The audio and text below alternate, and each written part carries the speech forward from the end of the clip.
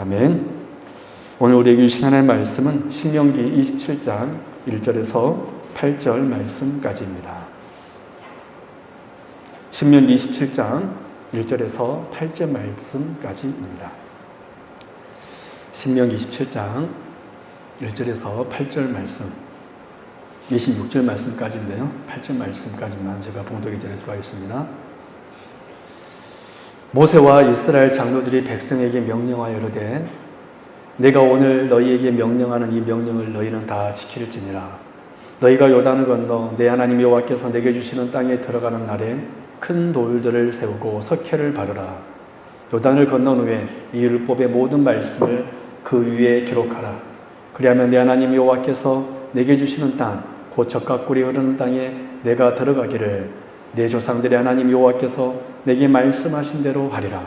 너희가 요단을 건너거든 내가 오늘 너희에게 명령하는 이 돌들을 네발산에 세우고 그 위에 석회를 바를 것이며 또 거기서 내 하나님 여호와를 위하여 제단 곧 돌단을 쌓되 그것에 새 연장을 대지 말지니라.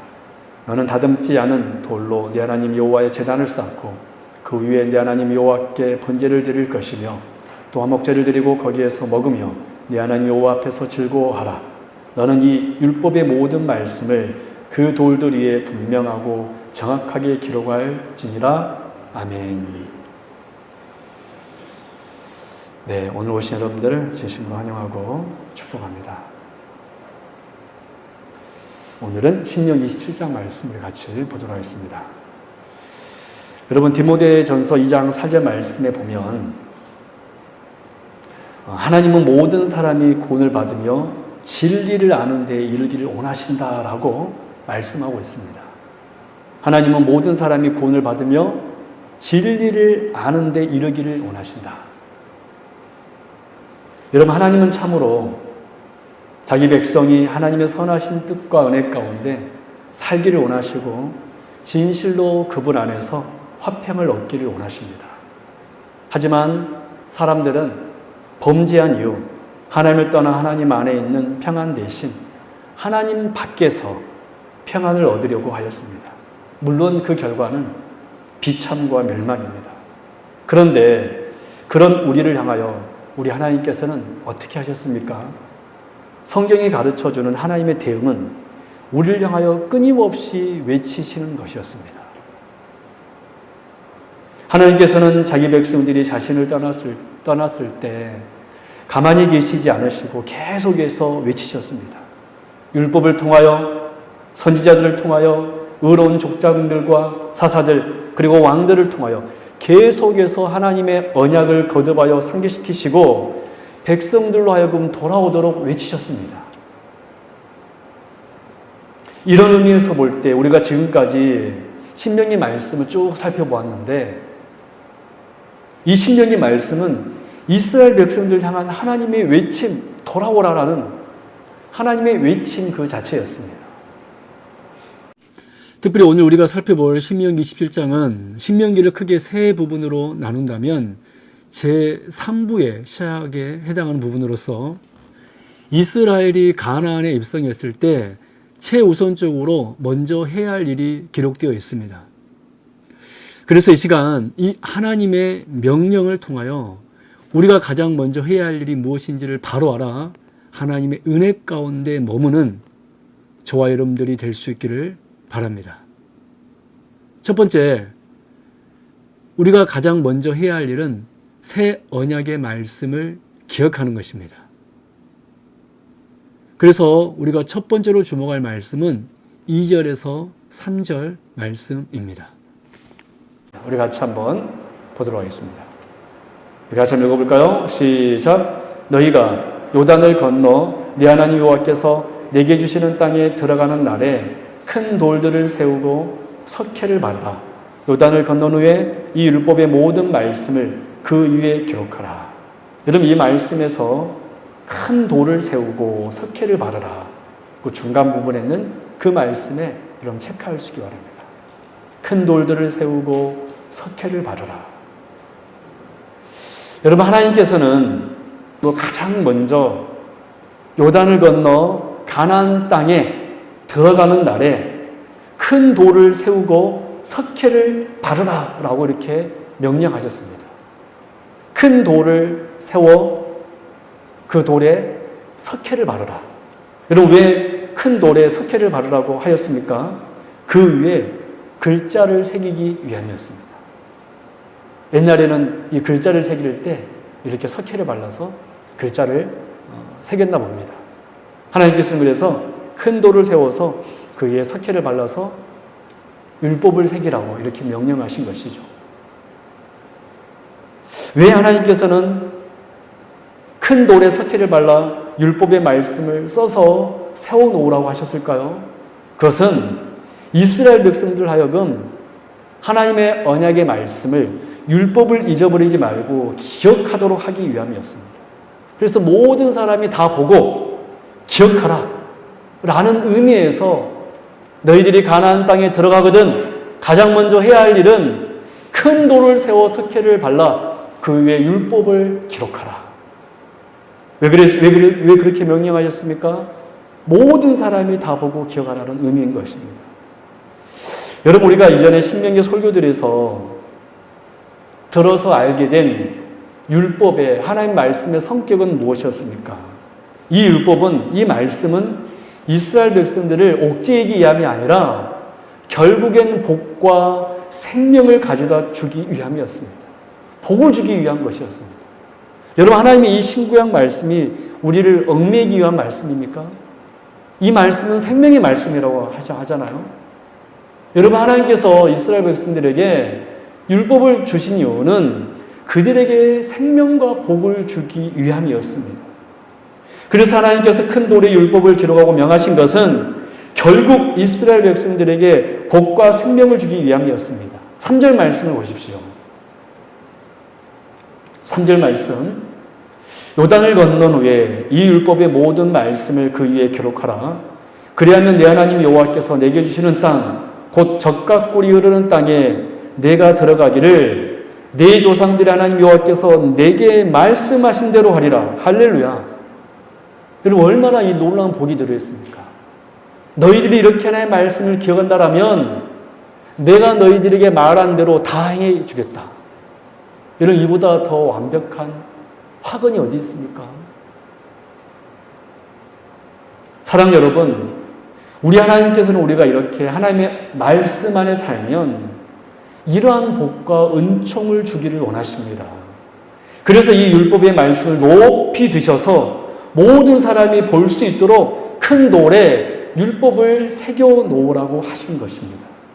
마찬가지로 오늘 우리들에게는 약 1600년에 걸쳐서 40명의 기록자 위에 하나의 말씀, 신구약 성경을 주셨습니다.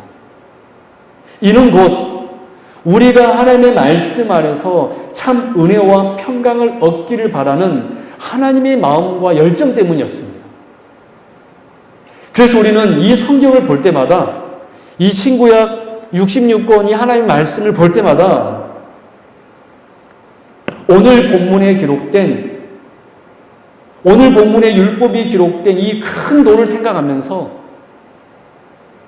큰 돌을 세워라. 그들의 율법을 기록하라. 이 말씀을 생각하면서 하나님과 우리가 언약을 맺었다는 사실을 기억하며 복과 생명을 주는 새 언약의 말씀을 늘 기억하며 살아가는 저와 여러분 될 수 있기를 바랍니다. 여러분, 왜 우리가 맨날 넘어진지 아세요? 그것은 바로 하나님의 말씀을 잊어버리기 때문에 그렇습니다. 그 말씀보다 내 소견의 오른도를 행하기 때문에, 결정하기 때문에 사실은 결국 넘어지는 거예요. 우리가 하나님의 말씀으로 산다면 절대로 넘어질 수가 없습니다. 어떻게 하나님의 말씀으로 사는데 넘어질까요? 고난은 받을지 모르겠지만 절대 넘어지지는 않습니다. 왜 우리가 넘어지냐면, 왜 우리가 슬퍼할 수밖에 없냐면 그 말씀을 잊어버리기 때문에. 여러분, 그래서 하나님께서는 우리가 잊어버리지 말라고 이 말씀을 우리에게 주셨습니다.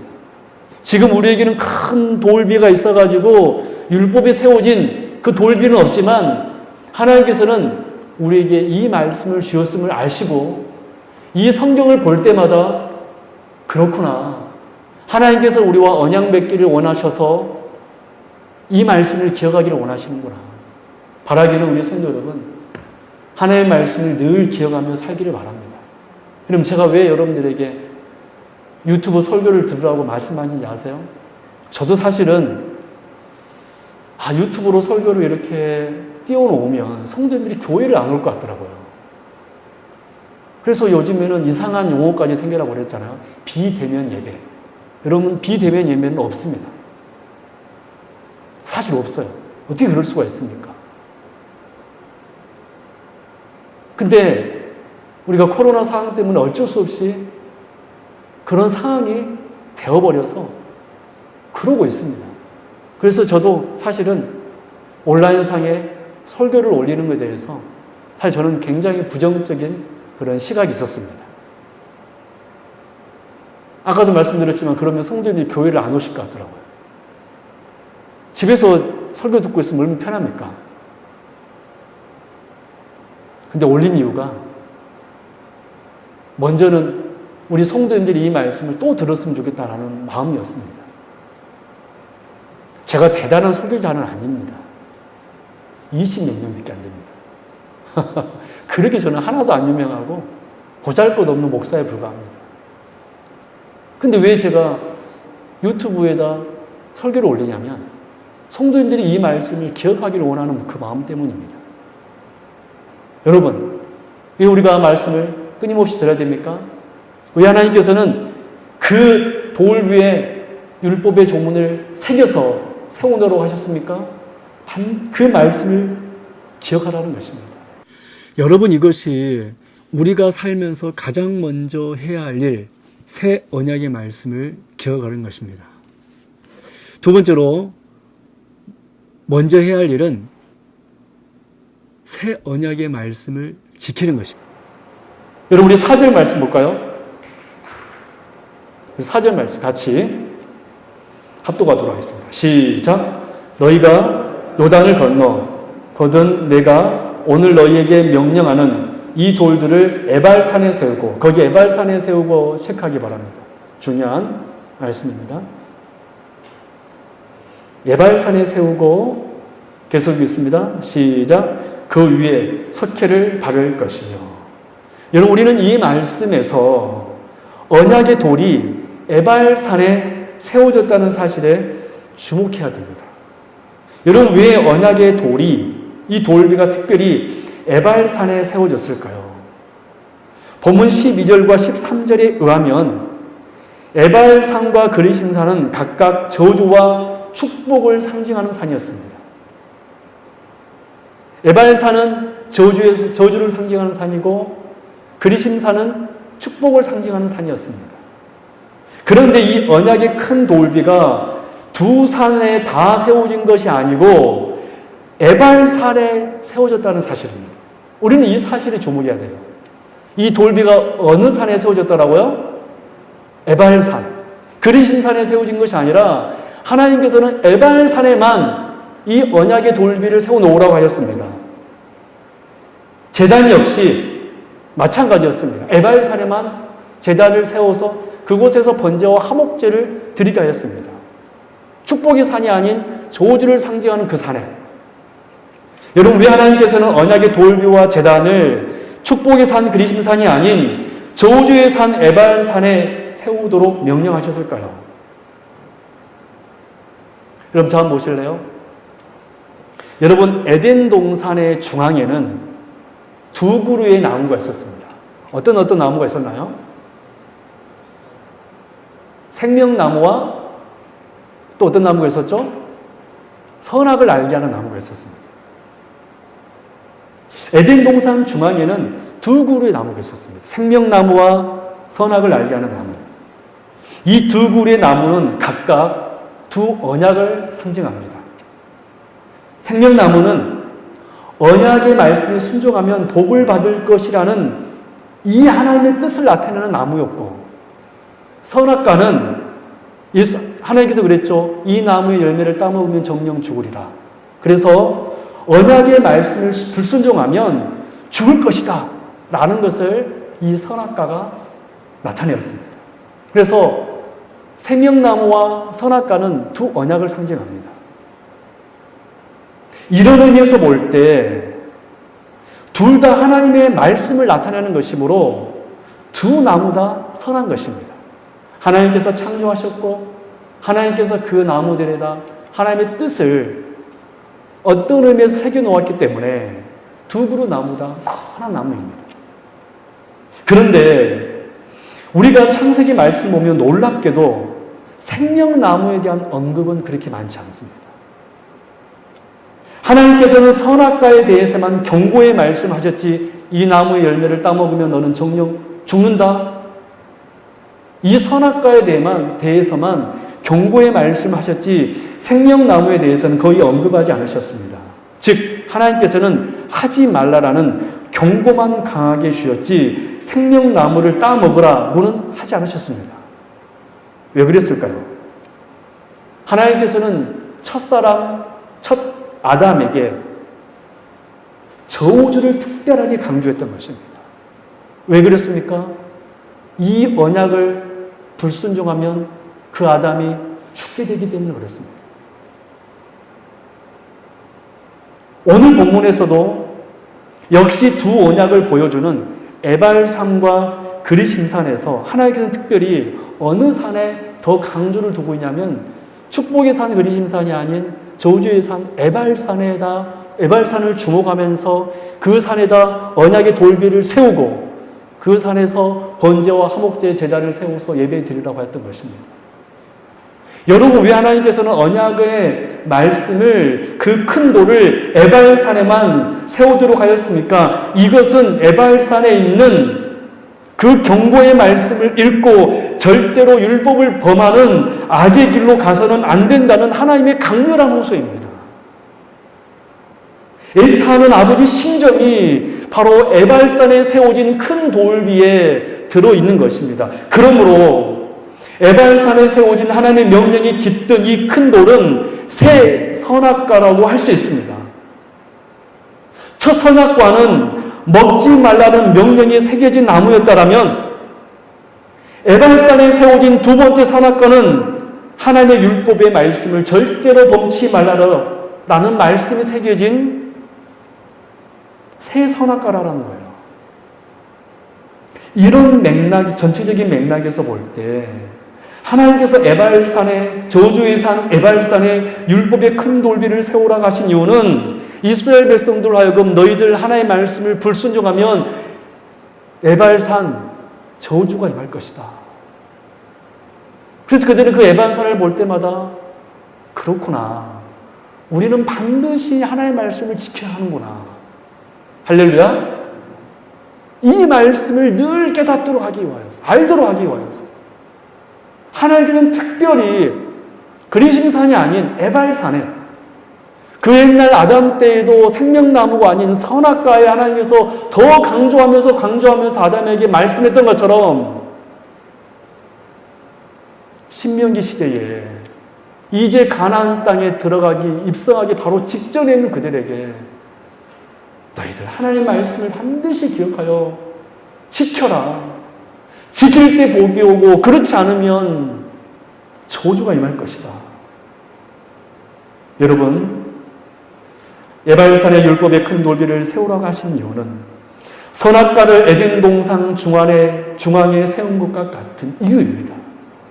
그것은 새 언약의 말씀을 반드시 지키라는 것입니다.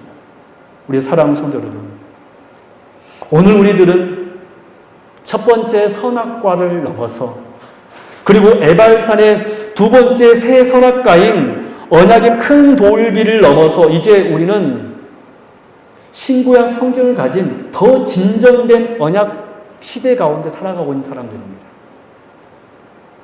우리들은 아담 때보다 이 신명기 시대 이스라엘 백성들보다 더 밝고 분명한 언약 가운데 살아가고 있습니다. 우리는 심지어 예수 그리스도도 받았습니다. 할렐루야.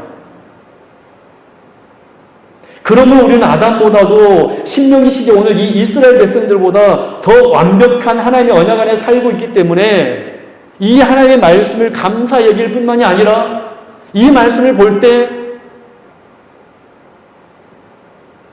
이 말씀을 반드시 지켜야 되는구나. 여러분, 성경은 폼으로 들고 다니는 것이 아닙니다. 어떤 분들은요, 성경을 하도 안 봐가지고, 하도 안 넘겨봐가지고, 찾지를 못하신 분들이 계시더라고요. 여러분, 이것은 장신용이 아닙니다. 이것은 하나님께서 우리가 늘 말씀을 보고, 여러분 여호수아에게도 뭐라고 하나님께서 말씀하셨죠? 주야로 율법을 묵상하라. 저는 여러분들이 나중에 나이 많이 들어 돌아가실 때 유언하면서 허름해진 성경을 자녀들에게 손때 묻은 그 성경을 자랑스럽게 물려줬으면 좋겠어요. 그러면서 한마디 했으면 좋겠습니다. 이 언약의 말씀을 지켜라. 할렐루야. 꼭 그렇게 하십시오. 여러분, 이것이 우리가 살면서 가장 먼저 해야 할 일, 즉 새 언약의 말씀을 지키는 것입니다. 우리는 언약의 말씀을 기억하는 것으로 멈춰서는 안 되고 이제 그 말씀을 지키며 살아야 하는 것입니다. 이제 마지막으로 세 번째 주제, 바로 우리가 새 언약의 당사자라는 것입니다. 우리 오늘 본문 1절 말씀 보도록 하겠습니다. 같이 합독하도록 하겠습니다. 시작. 모세와 이스라엘 장로들이 백성에게 명령하여 이르되 내가 오늘 너희에게 명령하는 이 명령을 너희는 다 지킬지니라. 그 연달아 주시기 바랍니다. 너희는 다 지킬지니라. 중요한 말씀입니다. 이 명령을 너희는 다 지킬지니라. 여러분, 이 1절 말씀에서 우리가 주목할 말씀은 너희는 이라는 단어입니다. 너희는. 여러분, 에발산에 세워진 언약의 말씀을 지금 지켜야 하는 당사자는 누구입니까? 1차적으로는 이스라엘 백성들이었습니다. 그리고 2차적으로는 오늘 이 본문의 말씀을 읽고 있는 누구입니까? 바로 저와 여러분들입니다. 우리 하나님께서 말씀했습니다.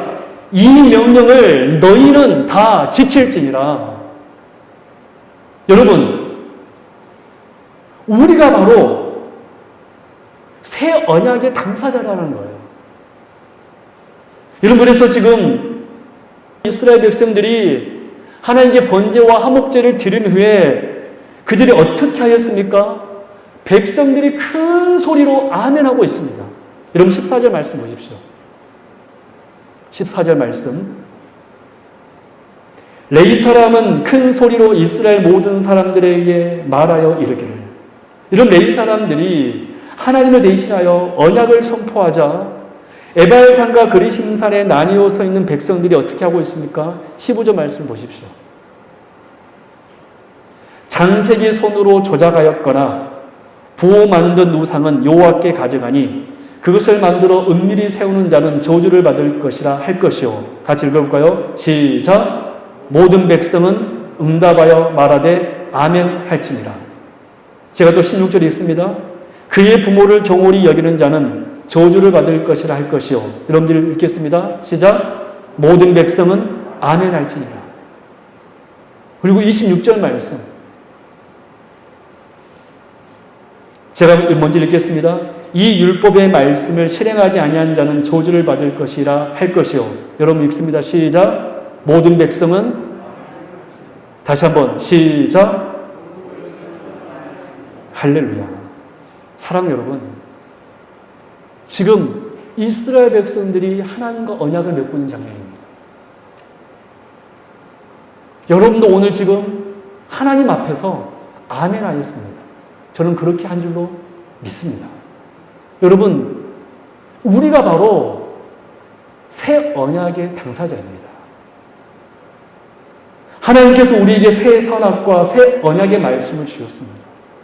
지금 이 시대는 아담의 시대보다, 모세의 시대보다 더 분명한 언약 시대에 있습니다. 그리고 매 예배 때마다 하나님의 언약의 말씀이 선포되고 있습니다. 그 말씀을 듣고 여러분들이 크게 아멘하면서 지켜야 할 대상자는 바로 여러분들이라는 거예요. 할렐루야. 우리 하나님의 말씀을 들을 때 아멘하면서 화답하는 대상자는 누구냐면 저 지나가는 옆집 아저씨가 아니라 지금 세움교회 성도님들 바로 여러분들이라는 것입니다. 지금 이스라엘 백성들을 보십시오. 레인들이 200만이 넘는 사람이기 때문에 지금처럼 마이크가 있지 않기 때문에 레인들이 중간 서서 약 2만 명이 넘는 그 레인들이 중간에 서서 하나님의 언약의 말씀을 선포했을 때 그 이스라엘 백성들은 그 말씀을 듣고 어떻게 하였습니까? 아멘!